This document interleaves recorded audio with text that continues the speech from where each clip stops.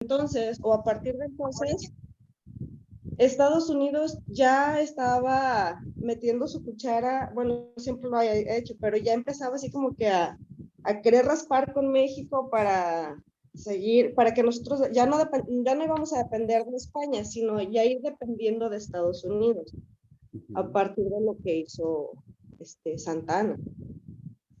Así fue como yo fui entendiendo la lectura, porque pues obviamente habla sobre que Juárez gana, habla también que él hace valer las leyes de reforma, El principio de legalidad.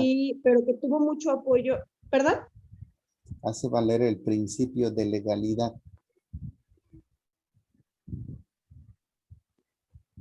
Así es. Entonces, a partir de allí pienso que Estados Unidos intentó involucrarse y conforme obviamente vamos leyendo el libro, ya que llega la Revolución Mexicana, o sea, a pesar de que ha pasado mucho tiempo, Estados Unidos sigue así como que queriendo meter y meter y meter, porque pues bueno, ya lo de la revolución es otro tema, pero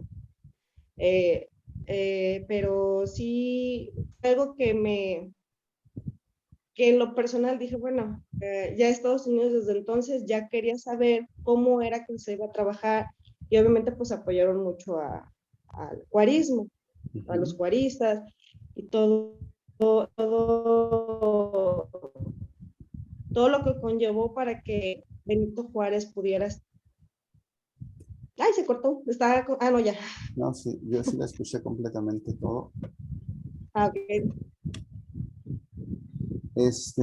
Sí, miren, si ustedes notan, la independencia de Estados Unidos se da un poco antes que la independencia de México. Tenemos apenas algunos años de diferencia, pero el desarrollo que ha tenido Estados Unidos en lo económico, en algún momento en la preparatoria yo recuerdo que había un compañero en la preparatoria allá en Veracruz, ¿no?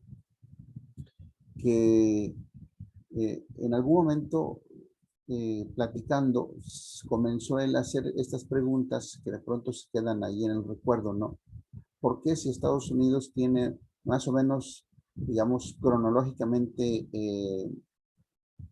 la misma edad, digamos, de ser un país independiente, porque ha logrado un gran desarrollo económico, a diferencia del nuestro?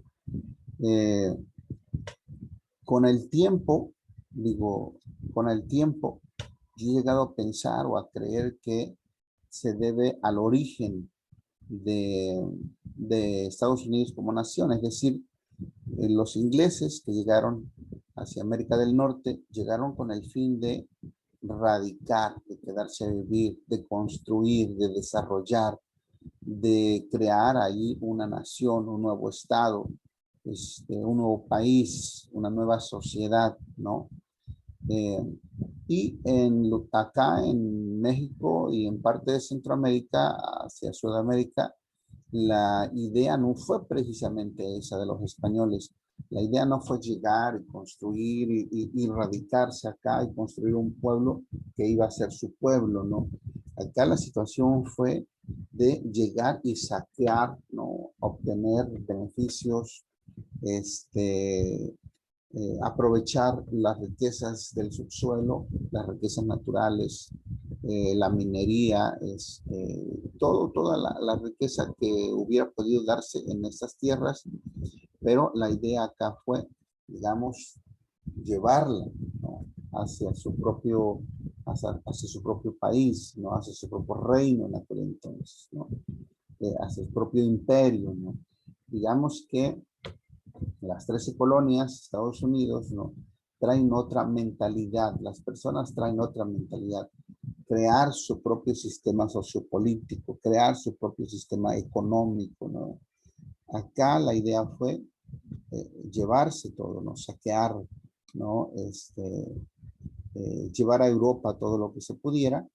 En cambio, los ingleses que emigraron, su idea fue venir y construir acá, ¿no?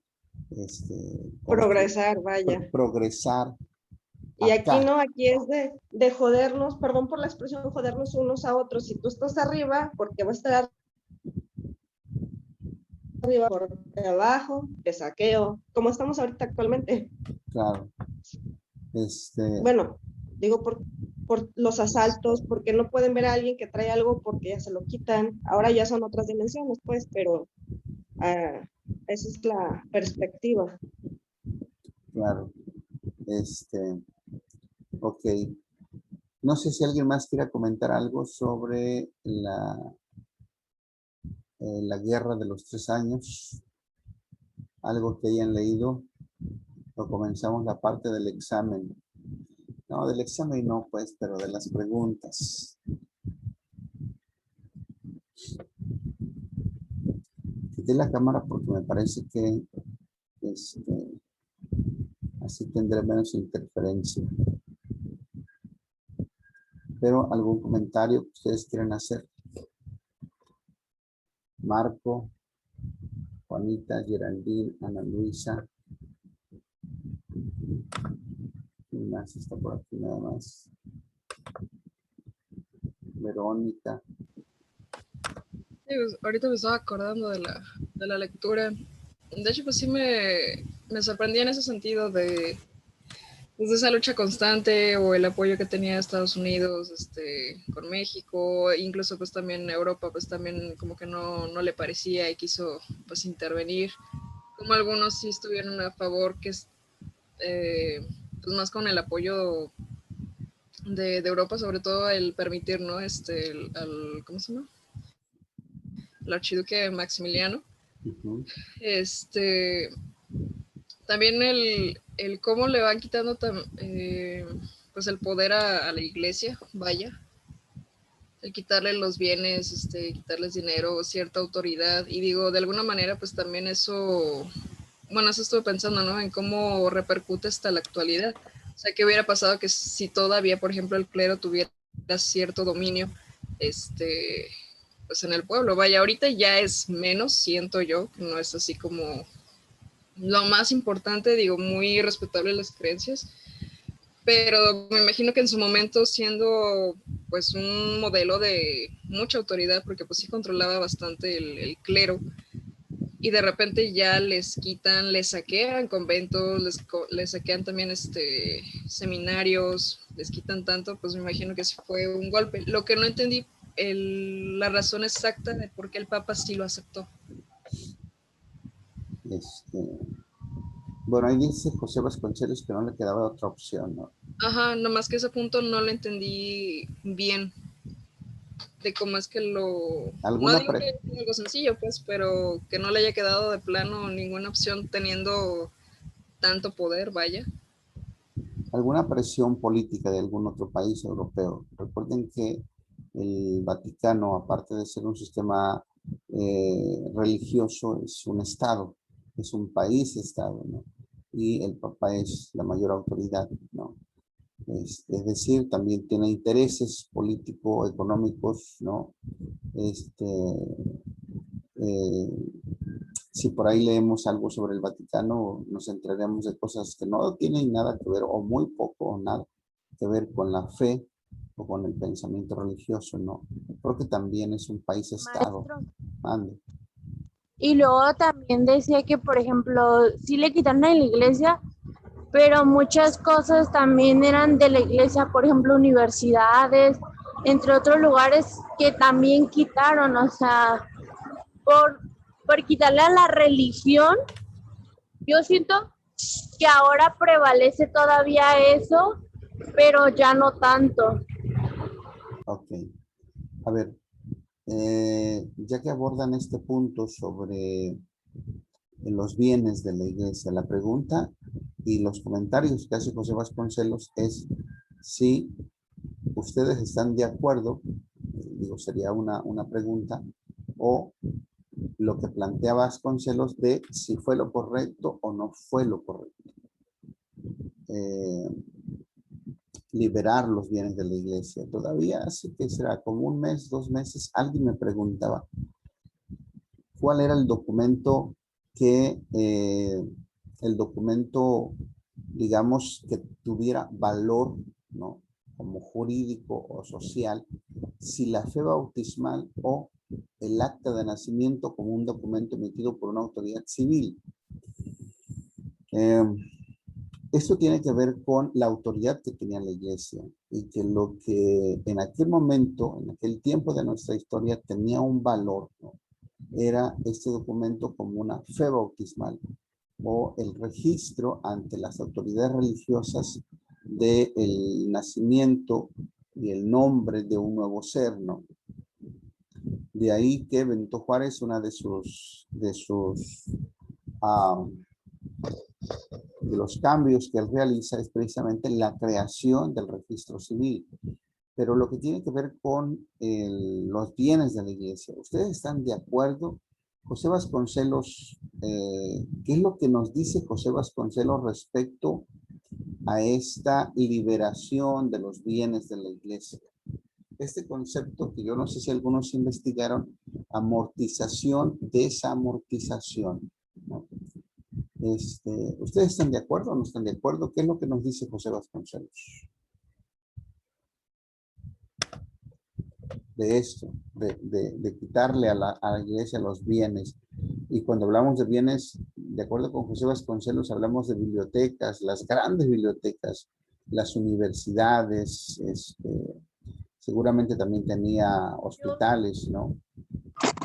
Maestro, yo sí estoy de acuerdo porque en ese entonces, si recordamos, la iglesia era la que tenía el poder absoluto y era la que decidía quién estudiaba, quién no. Era quien tenía el control de todo. Ajá, entonces por la iglesia te podía quitar, si tú tenías una propiedad te la podía quitar. Entonces siento que sí estuvo bien porque le quitaron poder y así también le dieron igualdad al pueblo. Le dieron también poder al pueblo. Ok. Porque recordemos que Benito Juárez separó la iglesia-estado. Todo, o sea, tenía que tener un equilibrio para que estuviera, y bueno, que avanzara la república mientras él estuviera. Ok. El Estado laico, la laicidad, ¿no? La educación que es laica y gratuita, ¿no? Digo, así lo establece la Constitución, aunque los principios, los principios de los principios de la educación, los principios educativos constitucionales, no del todo están claros en la práctica, ¿no? Digo, hay quienes a través de una educación que no tiene que ver con la gratuidad, ¿no?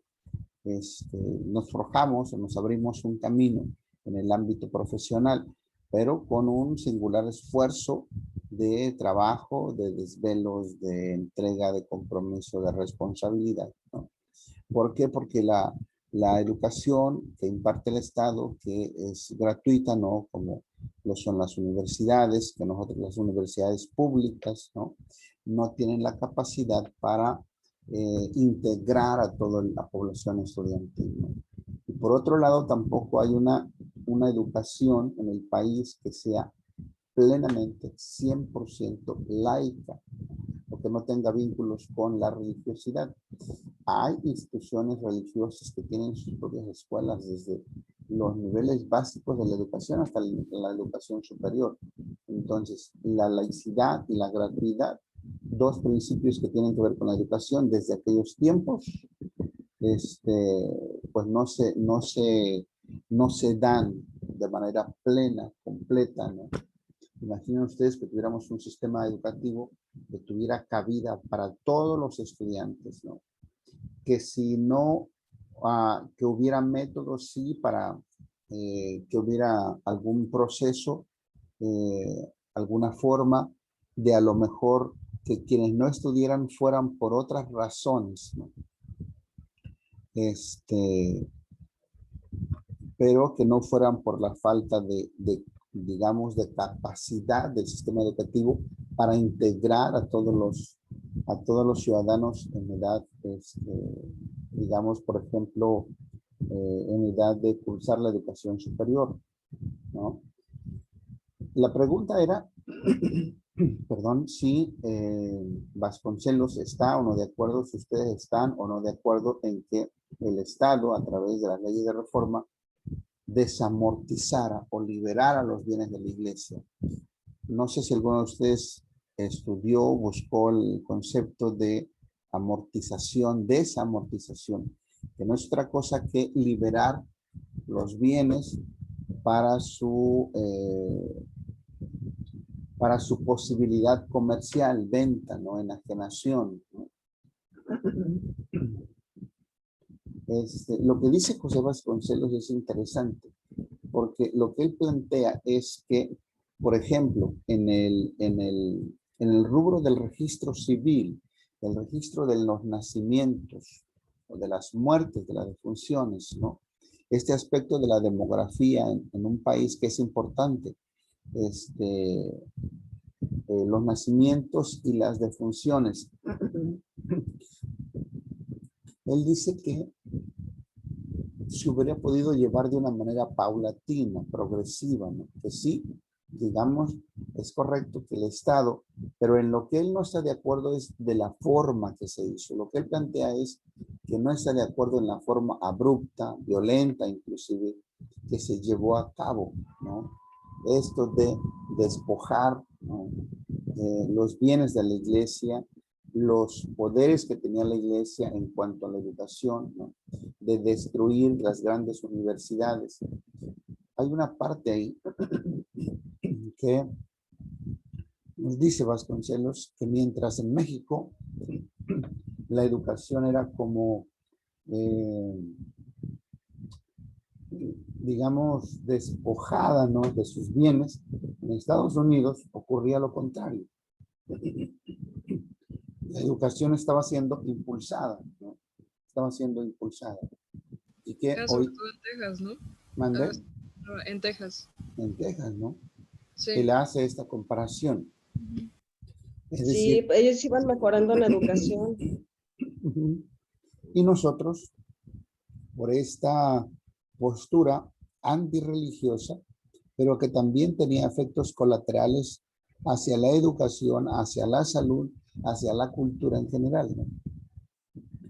Lo que plantea José Vasconcelos es que las formas no fueron las más correctas, ¿sí? Lo que plantea José Vasconcelos es que la influencia de los Estados Unidos, la injerencia de los Estados Unidos, no permitieron hacer, digamos, las formas correctas de llevar a cabo nuestra independencia y vivir aquellos momentos históricos de la mejor manera, ¿no? Hay algo que plantea en otros capítulos de José Vasconcelos, y es que en México, menciona que en México hacía falta la presencia o la existencia de hombres y mujeres realmente intelectuales, ¿no? Yo creo que no hemos podido sacudirnos esa carencia en nuestro país. Bueno, hay algunos grandes intelectuales, ¿no?, en nuestro país, pero todavía no alcanzamos niveles que tienen otros países de intelectualidad, ¿no?, de ser pensadores críticos, analíticos, pensadores concienzudos, más allá de nuestras creencias, de nuestra idiosincrasia cultural, ¿no? Tener un pensamiento más analítico, más objetivo.